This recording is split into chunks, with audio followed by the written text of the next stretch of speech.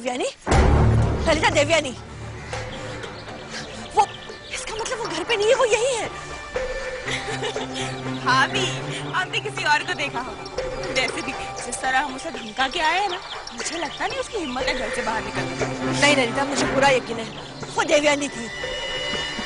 भाभी, आपको कोई गलतफहमी होगी, आपने किसी और को देख लिया होगा। अगर ये गलतफहमी है तो हम इसे दूर करेंगे। चलो यहाँ से। लेकिन कहाँ? चलो तो सही। एक काम करो, तारा को फोन करके बता देना कि वो घर पहुंच जाए, हम घर जा रहे हैं, जल्दी से। और ड्राइवर जरा फोन है।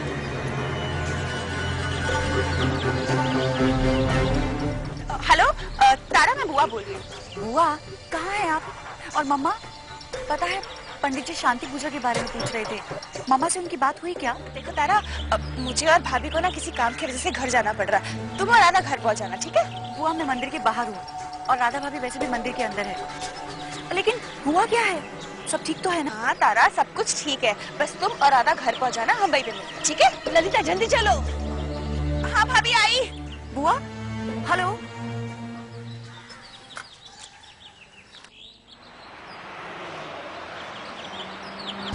ये अचानक मम्मा और बुआ जी को हुआ क्या है? कहाँ गए होंगे?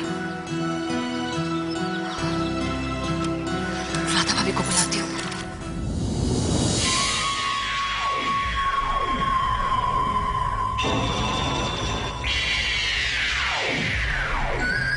जब तक ये ज्योति इस ऑफिस में टिकी रहेगी, मेरी जगह इस जगह से कभी बढ़ने वाली नहीं है। इस खटारे से टेबल चेयर पर बैठे बैठे सिर्फ एक मामूली एम्प्लॉय ही रह जाऊंगा मैं।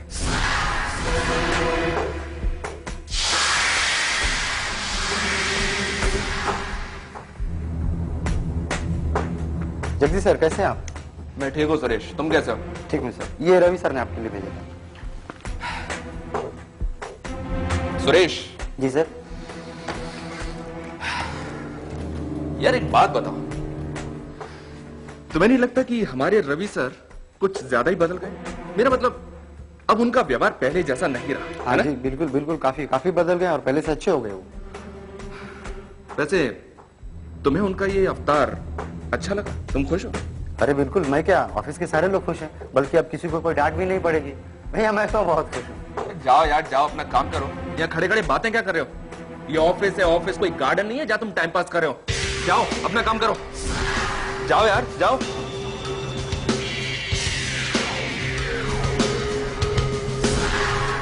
अबे ज्यादा खुश मत हो, तेरी ये खुशी ज्यादा देर टिकने नहीं दूंगा मैं, क्योंकि रवि सर बहुत जल्द सबको अपनी उसी पुराने अवतार में नजर आएंगे, बहुत जल्द।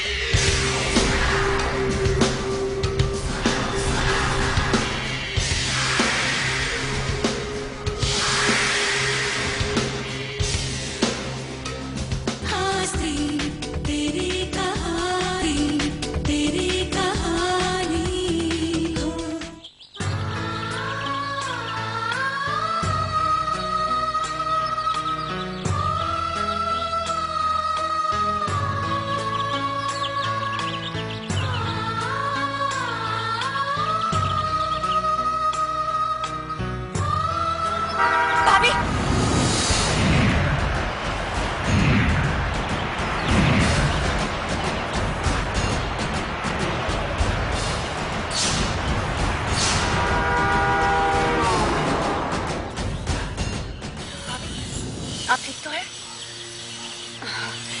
गाड़ी वाले भी ना देख रहे हैं कि मंदिर है, आसपास से लोग गुजर रहे हैं, फिर भी गाड़ी स्पीड पे ही चलाएंगे। आपको चोट तो नहीं लगी? लगता है तारा, मेरी प्रार्थना का असर होना शुरू हो गया है। तुम मुझे समझने लगी। भाभी, आपकी जगह अगर कोई और भी होता ना तो भी मैं यही करती। खैर, इस वक्त आपके साथ जाना मेरी मजबूरी है। बड़ी आप मुझसे हैं, पर आपकी जिम्मेदारी मुझ पर है। आपको सही सलामत घर तक पहुंचाना है मुझे। कहीं रास्ते में आपको कुछ हो गया तो सब लोग यही सोचेंगे कि मैंने आपसे कोई बदला लिया है, या फिर मेरी आपके साथ कोई दुश्मनी है। वैसे भी आजकल तो सबको मैं गलत ही नजर आती हूँ ना।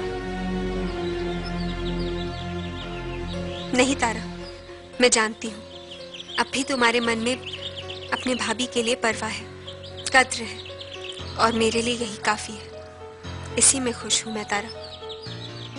टैक्सी।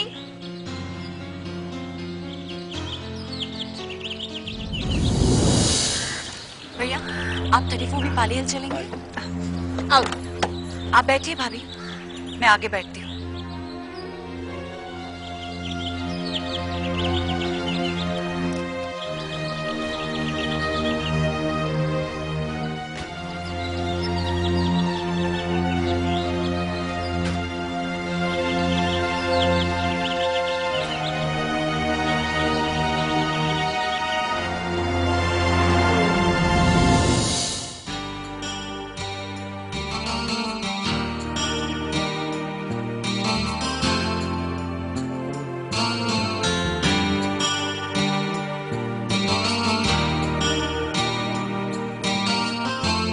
सर, आप आज बहुत अच्छे लग रहे हैं। सर, आप इसी तरह खुश रहा कीजिए।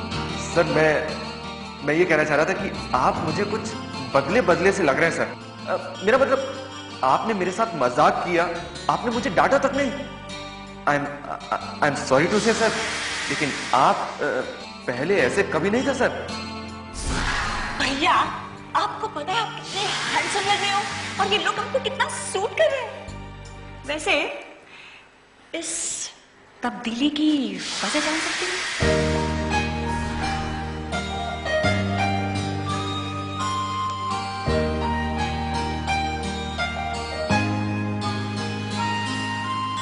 वाकई कितनी खुशी महसूस कर रहा हूं मैं। शायद मैंने अपनी जिंदगी को ज्यादा ही नजरअंदाज कर दिया था। सांसें तो चल रही थी मेरी, लेकिन इतने धोखे मिलने के बाद जैसे मेरी आत्मा ने मुझे जवाब दे दिया था। लेकिन अब अपनी जिंदगी की खुशियों को पाकर जीने की नई उम्मीद जागी है मुझ में। और इस बदलाव की वजह सिर्फ तुम हो ज्योति। अपनी जिंदगी के जिस अच्छे वक्त को बुरे वक्त के हाथों गवा चुका था मैं, मेरा वो अच्छा वक्त दोबारा तुम ही ने मुझे लौटाया है ज्योति।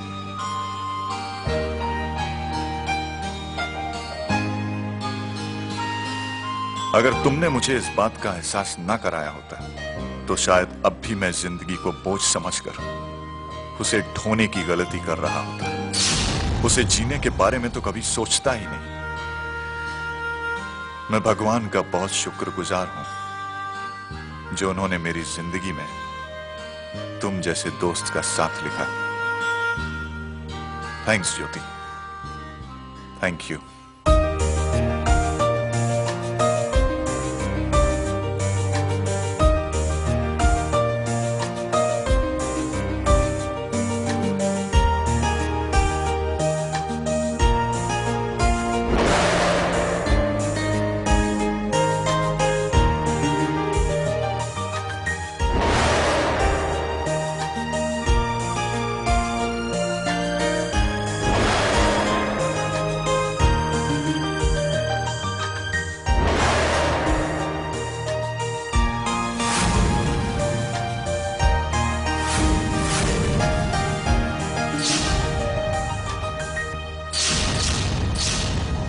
तो तुम्हारे मुताबिक मेरे पति और तुम्हारे बीच बढ़ती हुई नजदीकियां सही है? मैम, आप जो कह रही है ना ही वो सच है और ना ही मेरी फितरत।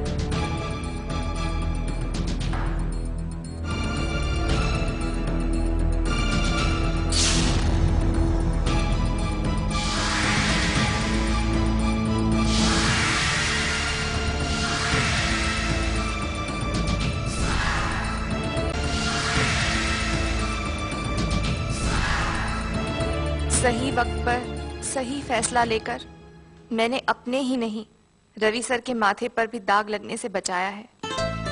जिस रिश्ते में देवयानी मैडम खोट ढूंढ रही थी वो रिश्ता इंसानियत का रिश्ता है और इंसानियत के रिश्ते से पवित्र और कोई रिश्ता नहीं होता। माना कि इस जॉब की मुझे अपनी जिंदगी में बहुत जरूरत है, ये नौकरी मेरे लिए बहुत अहमियत रखती है, लेकिन रिजाइन ना करके मैंने बिल्कुल सही कदम उठाया है।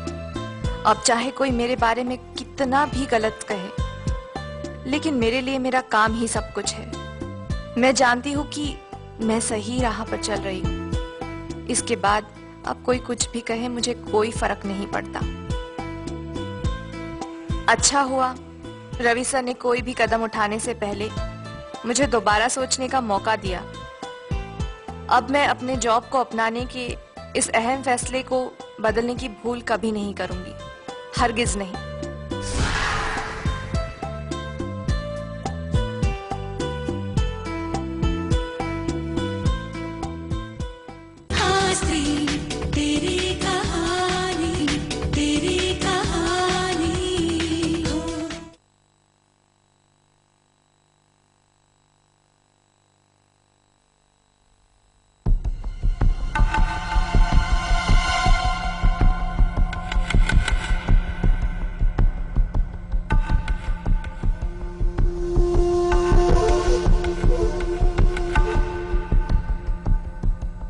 ये नर्स तो मेरी तरफ ध्यान ही नहीं दे रही है। संजना तक पहुंचने के लिए इस सुनैना का ध्यान 24 घंटे अपनी तरफ करना होगा मुझे। मेरे लिए इसकी हमदर्दी ही संजना से अपने बच्चे को पाने का जरिया है, और इस हमदर्दी को हर हाल में बरकरार रखना होगा मुझे।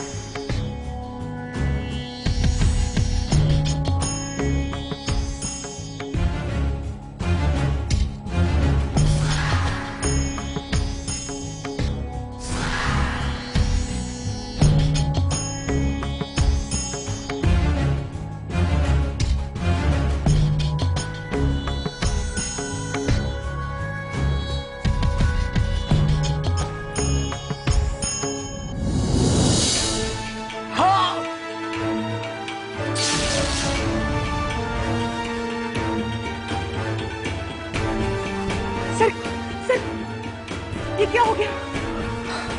कितना खून बह रहा है। सर आप रुकिए, मैं अभी दवा लेके आती हूँ।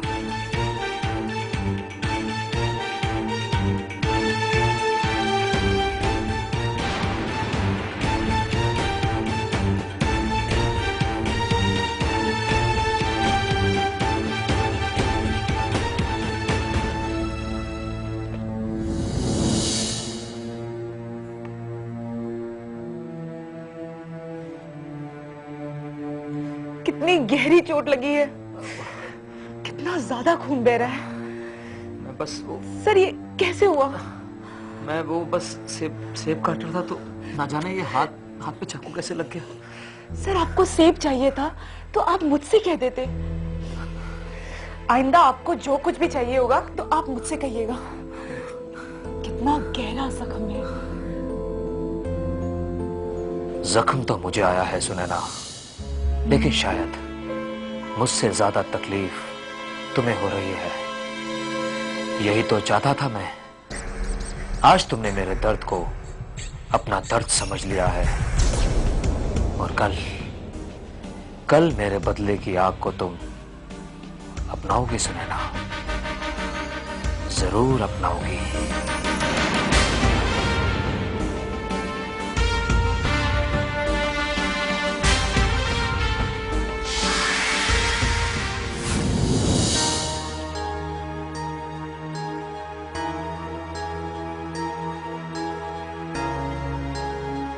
जहां तक मैं समझता हूं, हर इंसान का एक अतीत होता है। तुम्हारा एक अतीत है, मेरा एक अतीत है, राधा भाभी का भी एक अतीत है। हो सकता है कि शादी से पहले वो किसी और से मोहब्बत करती और बाद में उन्हें ऐसा लगा हो कि वो फैसला उनका गलत है। एक गलती तो हर इंसान को माफ होती है, वो ऊपर वाला भी माफ कर देता है।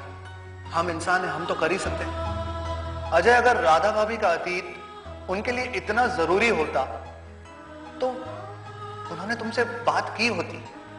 और अजय, कई बार ऐसा होता है कि हम जिससे प्यार करते हैं, हम नहीं चाहते कि हमारी किसी भी बात या किसी भी हरकत के वजह से हमारे प्यार को तकलीफ हो, उसे दुख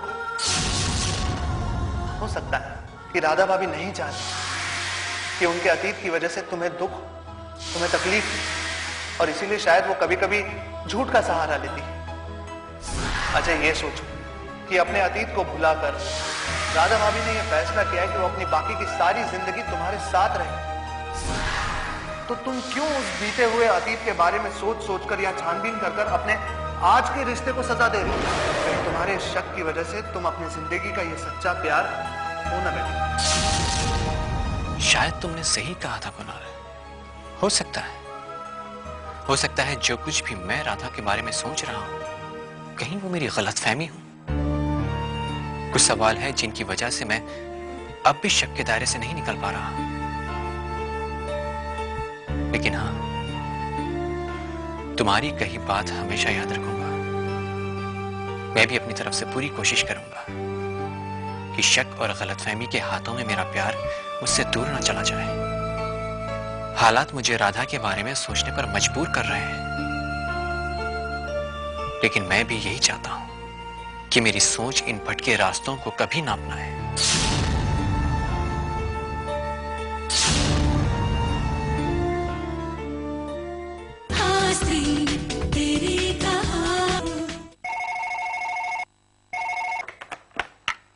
हेलो। हाँ, वो फाइल मैंने भिजवा दी है। हाँ, मैंने उसे स्टडी कर लिया है और उसे मेहरा ग्रुप ऑफ कंपनीज की फाइल में ऐड कर दो।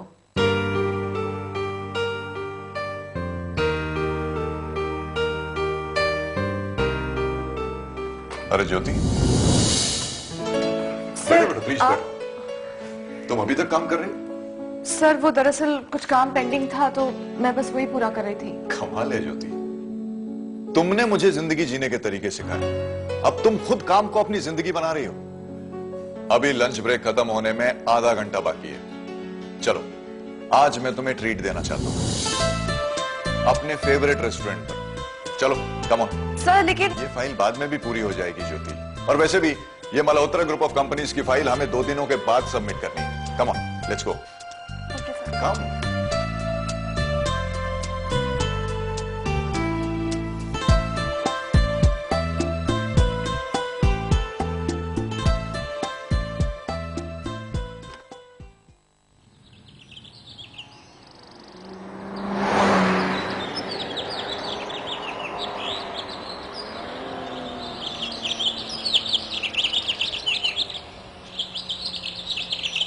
भाभी, देवयानी घर पे ही होगी। वैसे भी हमने उसे घर से बाहर निकलने के लिए मना किया था। वो अच्छी तरह जानती है अगर वो ऐसी गलती करेगी तो उसका अंजाम बहुत बुरा होगा। मुझे पूरा यकीन है वो देवयानी थी। अभी हमें सबूत मिल जाएगा। भाभी, देख लेना ललिता, वो अपने कमरे में नहीं होगी।